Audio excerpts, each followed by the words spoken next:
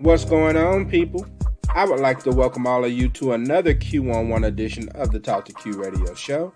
My name is Quincy, and this is my show. And with the Q11s, what I like to do is interview people to expose my audience to new things.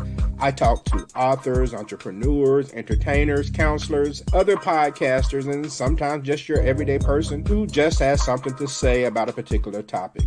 So it's an opportunity for you to get to know these people up and close and learn their story. What sparked the passion to choose a certain career, or what inspired them to write that book? Or why is this person so opinionated about a particular topic? So just sit back and enjoy the show, and please be encouraged to share.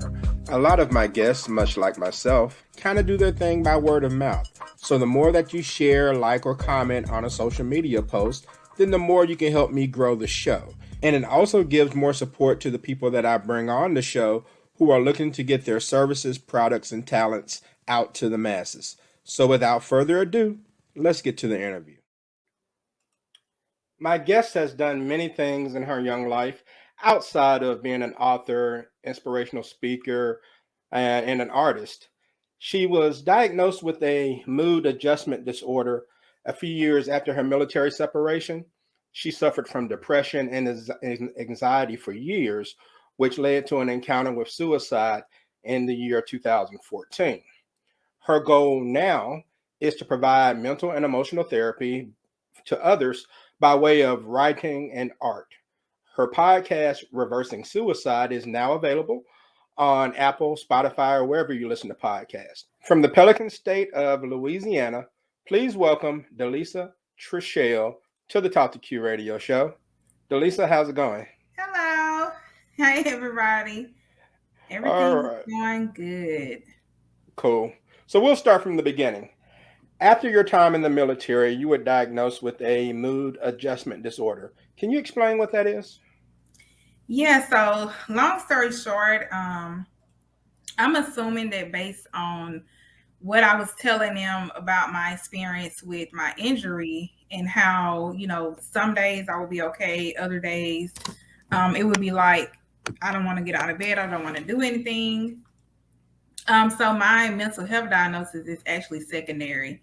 My primary condition is based off of an injury I had when I was in boot camp, and I was very, very young, so I was not expecting to go to boot camp, have such like a life altering thing happen to me, and then have to serve my entire 4 years with the same injury that was left untreated. And so honestly, I just battled so much in my mind from the injury and Mm-hmm. just trying to get a medical release, trying to get out, having my other shipmates know what's going on, and everybody's like, Brown, what's going on? Why they won't let you go home? Just different things like that that just put me in a really dark place mentally. I did not have a genuine relationship with God at the time. I knew of God based on just being raised in church and things like that, but I had no, personal relationship with him. And so even with that, I just was questioning so much, like how could this have possibly happened to me? I was like the bright one in the bunch, the one who lit up everybody's day. And I've always had very big dreams.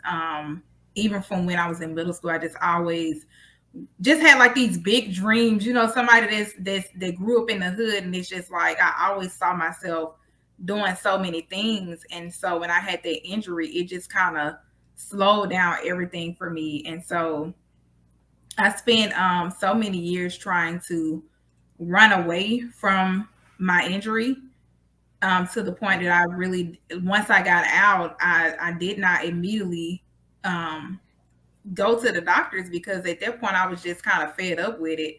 And so by the time I did go to the doctors, I was diagnosed with an incurable condition, which just changed everything for me. Because for about 4 years, I was afraid that that's what I had. I had been researching on my own, and I was very afraid that that's what I had. And so when I found out that that's actually what I had, it just put me in a really, even a darker place where, I was seeking out disability. And it took me a while to do that too, because I didn't even want to say I need to be on disability. Like, I'm 23, 24 years old. Like, I don't even want to, you know, some people get out and all they want to do is just get money from the government. Like that wasn't me. It took me Yeah. a long time to even uh want to file a case, because it just was like I still had so many dreams. I did not want to just depend on government assistance or anything like that. So it just took a long time for me to even get to the doctor. So once I found out that the condition I did not want to have, I actually had that. What really struck my diagnosis and me being diagnosed with that, and me having an encounter with suicide, is when shortly after I found out what I had, I immediately wanted to seek treatment. And so in my mind, I'm like, it's still a chance. Unfortunately, I had two procedures while I was trying to get my associate's degree. And once those procedures failed, it just was like, at that point, I don't even want to deal with anything no more, anymore. And on top of that, I was in a very bad relationship at the time. So not only did I have my condition, not only was I battling with mental health, not only did I not, really know who God was personally or anything with my purpose, I was also in a very bad relationship that was two-sided. It wasn't one side, whatsoever. But all of that combined is what kind of triggered my diagnosis. Once I went and talked to them about that, they diagnosed me with a mood adjustment disorder. Hmm.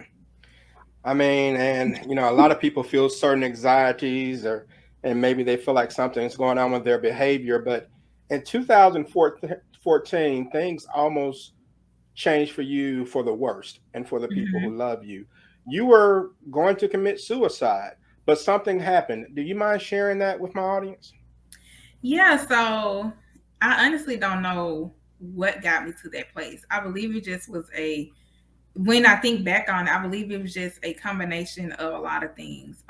Childhood trauma, being bullied in school, not having my dad around, having like things against my mom, and then my injury in the military and being in a bad relationship. I just think like all of it just piled up at one time. And so I remember being in a really bad argument with the person I was with at the time. And at that time I lived in Baton Rouge and I was very new there. I had only been there maybe a few months.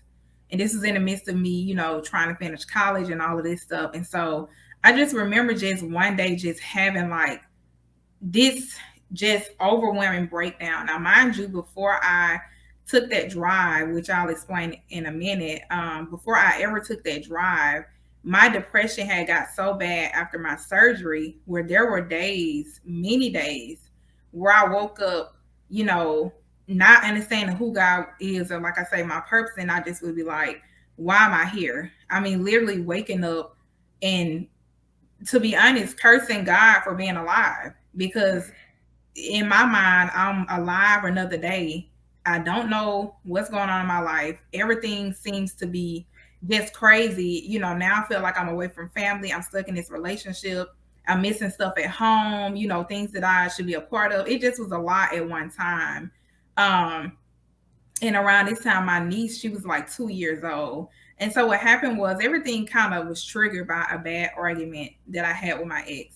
And so I remember having these pills in my purse that actually were supposed to help with my condition, but there was just another thing that did not help. And so I had taken the pills a few times and I still had them in my purse. And so we were in a really, really bad argument. And I just remember finding this parking lot, not really knowing where I was. And I just found this parking lot, and I remember sending him a picture of the pills in my hand, like I'm just about to take them. I put it off on the relationship, but it honestly wasn't about the relationship at all. It just was about me and my internal battles. And so, of course, he didn't take it seriously and things like that. But in my mind and at that moment, and just how broken down I was, I do believe that I would have attempted to do it.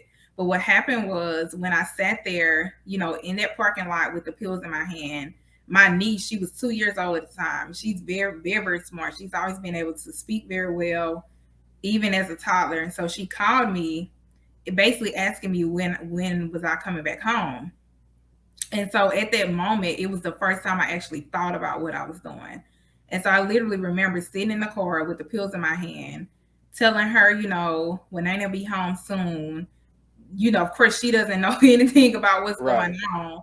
But it just was a moment to make me understand what I was doing. And then I started thinking about my family a lot. I remember when I got off the phone with her, I just kept thinking about my grandma. I kept thinking about her. I just kept thinking about my family and what they would do if I was to go through with it. And then I can't really explain it, but something just pulled me out of that place. And I just remember going back to where I was staying with my ex at the time, and just not really talking once I got back. But that moment right there was my encounter with suicide. Mm. So glad that your niece intervened and Hmm. changed things. And uh, really quick, just a follow up question: what steps did you take to try to make sure you never felt that way again? I'll be honest with you. A few days after that happened, once I, like, for the first time in my life, felt like I clearly heard God's voice, which, in the past I assumed that it was him, but I didn't know. But once I actually felt the spirit of God in the days following that, and I started getting visions about my future, not understanding what that was or who I was supposed to be, but I just started getting visions of my future. And I remember God telling me that my story wasn't over. And from that day on, even though I struggled with, finding my place with God and getting a relationship, just honestly from that day forward, um, since I had my faith, it just became a lot easier. Now, I have had other days since then where I have thought about it, Hmm. because once again, my injury would trigger, days of depression. However, it has never gotten to that point since then, where I actually actively try to do something to take my life. That's good. That's good. And so now that you're, making strides beyond that point, you're Mhm. also looking to help others get past it as well. You have a Right. podcast called Reversing Suicide, which is available Mhm. on Apple, Spotify, and more. Um, how did you come about that, and what do you hope to do with that podcast? Yeah, so crazily, and I don't know how long it was, but it was not too much longer after my encounter, where I started blogging and I started just writing whatever came to my heart, whatever God put on my heart, different things I was experiencing. And so Reversing Suicide was actually a poem. It was a poem that I wrote, and I eventually put it on my blog. And then maybe a year later, or a few 9 months to a year later, maybe, I remember God telling me that He wanted me to do a podcast. This was way in like 2016, I believe, if I check my notes, 16 or 17, when I first got the word to do the podcast, but I did not do it at the time. And so what happened was, there's this girl who has a really, really huge podcast called Blessed and Bossed Up. She was having a podcast retreat where she was basically taking people who either didn't have a podcast or had one and they wanted to grow it. And I just stepped out on faith and put in an application, because I'm like, I have this idea, God told me reversing suicide. I actually wrote down different topics of what would be on the podcast, but the Hmm. time frame from 2016 to 2019, I just kind of sat on it.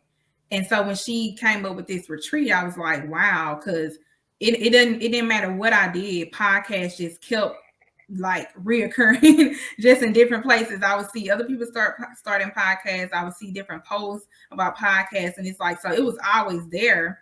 But until that retreat and me doing the application, I probably would have been too scared to step out on it. And so I did the application.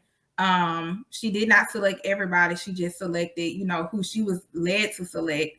And so I actually got selected to be a part of her retreat. And that's when I was like, wow, you know, I probably should go ahead and, start this podcast. I really had no idea what I was gonna say. Even still now, I have not done an episode in a while. I'm still trying to figure out. I know what it's gonna be about, but I'm still trying to get my final message just in order before I continue to do more episodes. And I've also been um, going through like some personal things, like getting into therapy for myself and things like that. And so Yeah. I think I have 4 or 5 episodes available now, and I'll be starting back soon. Okay. Okay. And I've taken the opportunity to listen to one and parts of another one. Very interesting for those who are looking for. It's called Reversing Suicide. I love the logo with the Thank reverse you. reversing in the background. That's pretty cool. Right. Yeah. All right. And you're also a writer. You have your own writing company. Can you Mhm. tell us what you've been working on of late with that and what inspired you to do it? My writing company, again, came from my blog, which is weird. So the podcast, all of that came from my blog. I had a blog called Uncovered Through Christ, and in that blog, I just did a lot of different things. And so I've always been good with like words and books. Once I found out what I really wanted to do, I wanted to finish my English degree. I wanted to get my English degree. After just like going through a lot of different degrees and just trying to find my place. And so since I used to journal in high school and I used to read a whole lot, it just made sense. And so my writing company actually came about. I was working with this coach, and I did not have a business at the time. And he just was, I guess, through our sessions, hearing my passion for writing and books. And he just came out of the blue, and he basically said that he was led to tell me that I should be a writing coach. And ever since then, I just kind of ran with it. I ended up starting my company, working with a few authors, and then I kind of wanted to take a step back to work on my own book. So that's what I'm doing now. So Leak from My Pen is my writing company. It's something that I'm rebranding at the moment. And so lately, I've been working on getting my poetry book out there, getting the podcast revamped, and also getting the art company up and going. But Leap from My Pen would definitely be, it'll always be my heart. Because, like I said, I always love books and writing. And I definitely cannot wait to get back to working with clients so that I can help them share their stories as well. Okay. And you have the Rekindled book that's out now? Right. So I have the Rekindled Hidden Treasures book. This is actually the special edition. The old edition is not available anymore. And so since this book is basically about the journey of me forgiving my dad, and we ended up doing the book together, I decided to redo everything, do a special edition. He actually did the drawing. He did that drawing, which is crazy because he did the drawing well before I ever knew I was gonna do a building for the art gallery. And so that's a whole nother story within itself. And so this is the updated version. This is a hardback. I have the hardback on Barnes and Noble and the paperback on Amazon. And so it's called Rekindled Hidden Treasures. Daughter rekindles relationship with her incarcerated father.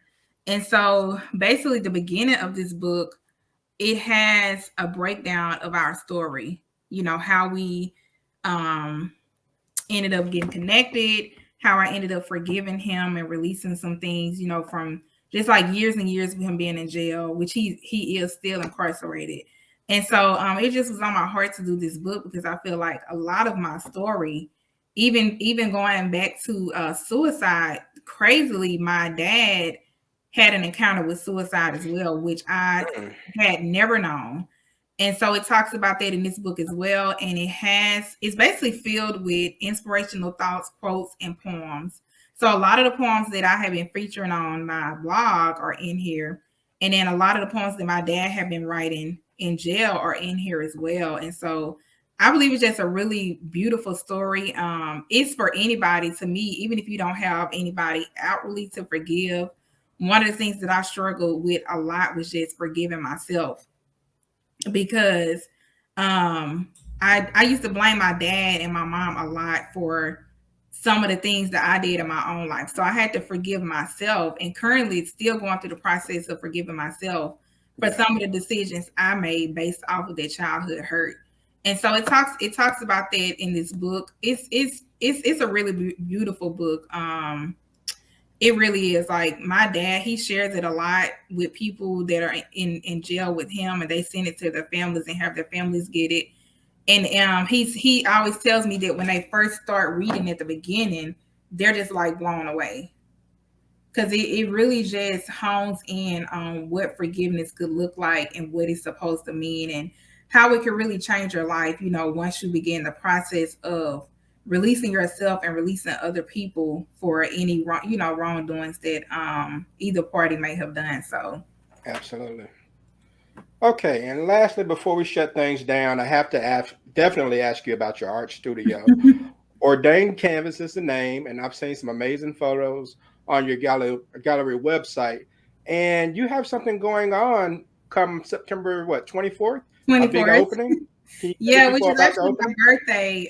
So I decided to do the opening on that day. That's the original date that I set. Right now, I do still have the studio, but we're working on so much. I'm not exactly sure if we're gonna do the grand opening on that day, but I do know Hmm. it's gonna be this year. And so we're just doing a lot of work behind the scenes. I am still doing orders, through my website and working with just different people who want me to do pieces for their homes or their offices and things like that. But I'll just say that the studio is in the works. So Okay. it's definitely in the works. I know the book is on the website. It's at the end, I believe. I do different pieces. I do acrylic paintings. I do resin art. My dad does drawings. He does leather work, woodwork. He does a whole lot. So basically, we just came together to provide our art for the world. And I believe that our story, like even the journey to the gallery, is so special because none of this, that's why I wanted to put the book out first, because nothing that I do right now would have came about if I did not forgive my dad. I mean, it was something that I had been holding on to, and it was honestly ruining my life. Like, I've done a lot of great things, as far as the public is concerned. However, a lot of stuff that people saw me do, I was doing it broken. Mm. I was on a book tour. I was I was on a in a book while I was in college that's currently right now getting ready to go into more film festivals. They turned their book into a movie.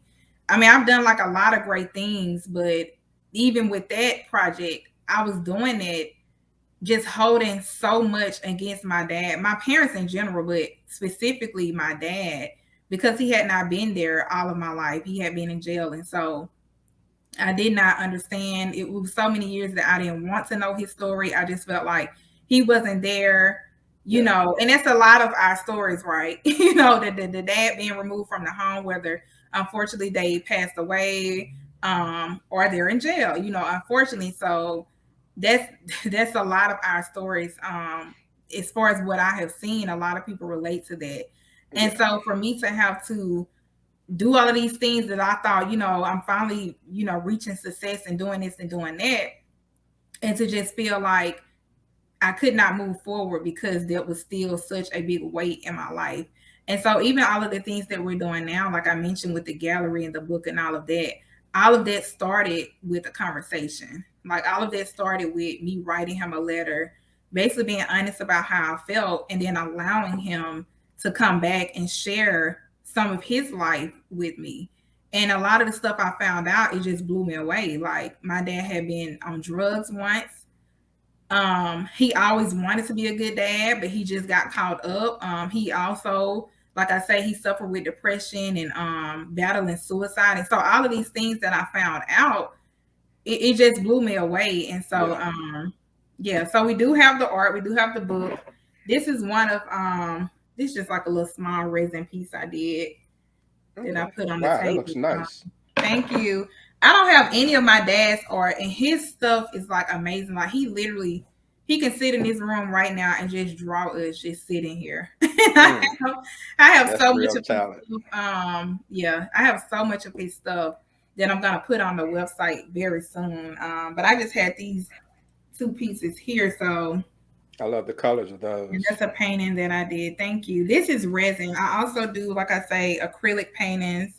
Hmm. Um, and I'll be getting into watercolor very soon. So yeah, everybody Okay. just stay tuned. I'll definitely be updating the website with a lot of my dad's stuff. His stuff, I wish I at least had thought to bring at least 5 pieces because oh my god, it's amazing. But I'll be putting some of his stuff on the website real soon. All right. And speaking of the website, let everybody know where they can find you. Yeah, so they can always visit the website. It's www.ordainedart.studio. I'm taking a Facebook hiatus at the moment. So they can find me on Instagram at DeLisa T Writes, WRITES. And I also have an Instagram for my writing company, Leak from My Pen, as well as the art company Ordained Canvas. All right. She is using the arts to help children and adults overcome mental and emotional trauma. DeLisa Treshelle, it's been a pleasure to speak with you. And I hope Thank that you'll you. stay in contact with me for any future events that you may have. Yes, absolutely. Absolutely. I would love that. All right. Thank you very much. And that's going to do it, people. You can follow me on all things social media at Talk to Q. I have live shows every Tuesday at 7:30 p.m. Central Time with usually a roundtable discussion. So I will talk to you all soon. And you've been listening to this Q on One on the Talk to Q radio show.